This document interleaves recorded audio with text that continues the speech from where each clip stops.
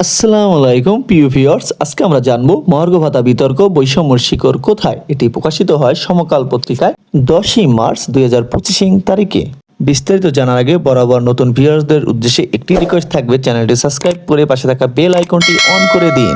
সাম্প্রতিক সময় সরকারি চাকরিজীবীদের জন্য মহার্ঘ ভাতা দেওয়ার সিদ্ধান্ত নিয়ে অর্থনীতিবিদ এবং রাজনীতিবিদ ও নীতি নির্ধারকদের মধ্যে প্রবল বিতর্ক দেখা গেছে। এই বিতর্কে যারা নেতৃত্ব দিয়েছেন তাদের অনেকেই বক্তব্য বাস্তবতা বিবর্জিত ও সংকীর্ণ দৃষ্টিভঙ্গির প্রতিফলন। তারা যে যুক্তি উপস্থাপন করেছেন তা অর্থসামাজিক বাস্তবতার সঙ্গে কতটা সামঞ্জস্যপূর্ণ এটি বিশ্লেষণ করা প্রয়োজন।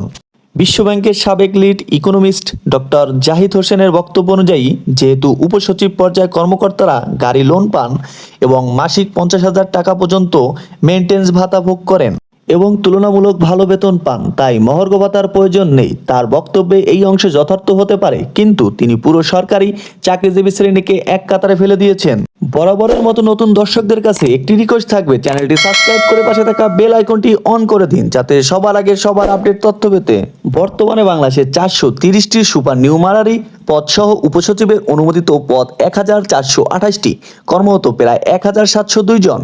উপসচিব ও ঊর্ধ্বনত কর্মকর্তার সংখ্যা 3000ও নয়, অথচ সরকারি চাকরিজীবী সংখ্যা প্রায় 15.5 লাখের ওপরে। তাদের মধ্যে 90% বেতন 13 থেকে 25,000 টাকার মধ্যে সীমাবদ্ধ।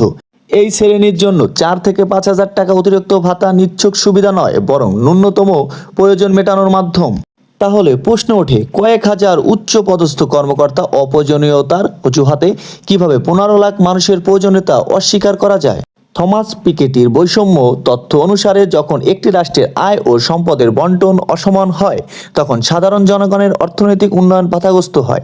বাংলাদেশের বর্তমানে অর্থনৈতিক কাঠামোতে দেখা যাচ্ছে, নীতি নির্ধারকদের নীতি উচ্চবিত্ত শ্রেণীর স্বার্থ রক্ষার জন্য তৈরি হচ্ছে, নিম্ন ও মধ্যবিত্ত আয়ের জনগণের জন্য নয়। একাধিক গবেষণায় দেখা গেছে, দক্ষিণ এশিয়ার মধ্যে বাংলাদেশের শিক্ষকদের বেতন সর্বনিম্ন, অথচ রাষ্ট্র তাদের কাছ থেকে ফিনল্যান্ডের মানের শিক্ষা চায়। বাংলাদেশের একজন প্রাথমিক বিদ্যালয়ের শিক্ষক 17,000 টাকা বেতন পান, অন্যদিকে পার্শ্ববর্তী দেশ ভারতে একজন প্রাথমিক বিদ্যালয়ের শিক্ষক 40,000 রুপি পান, যা বাংলাদেশি মুদ্রায় 56,328 টাকা।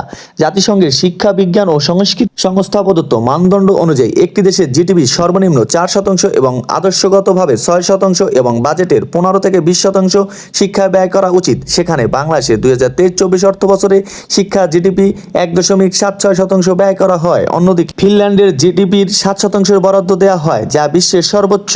বেসরকারি গবেষণা সংস্থা সেন্টার ফর পলিসি ডায়ালগে নির্বাহী পরিচালক ডক্টর ফাহমিদা খাতুন মনে করেন, মহার্ঘ ভাতা সরকারের বাজেটের বার্ষিক উন্নয়ন কর্মসূচির বাইরে খরচ বাড়বে এবং মূল্যস্ফীতির বৃদ্ধিতে ভূমিকা রাখবে, কিন্তু এখানে মৌলিক সমস্যা রয়েছে। যখন মূল্যস্ফীতি বাড়ে এবং সরকারের নতুন বেতন কাঠামো দিতে ব্যর্থ হন, তখন মহার্ঘ ভাতা দেওয়ার জন্য মূল্যস্ফীতির ভারসাম্য রক্ষার জন্য গবেষণা প্রতিবেদন অনুসারে গত 10 বছরের মূল্যস্ফীতি 300 থেকে 400% বৃদ্ধি পেয়েছে।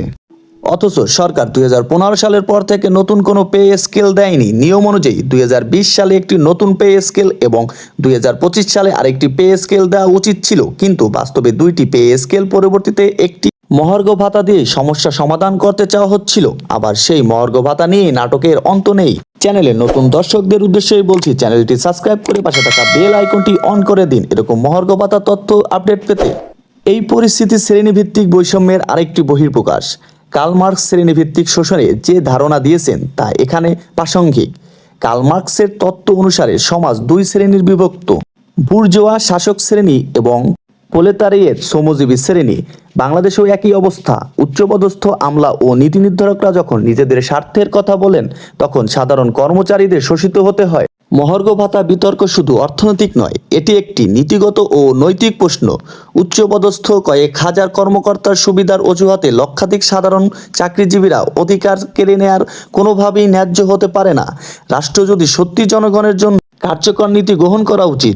বরাবরের মতো চ্যানেলের নতুন ভিউয়ারদের উদ্দেশ্যে একটি কথা বলবো, আমাদের চ্যানেলটি সাবস্ক্রাইব করে পাশে থাকা বেল আইকনটি অন করে দিয়ে আমাদের চ্যানেলের পাশে থাকুন।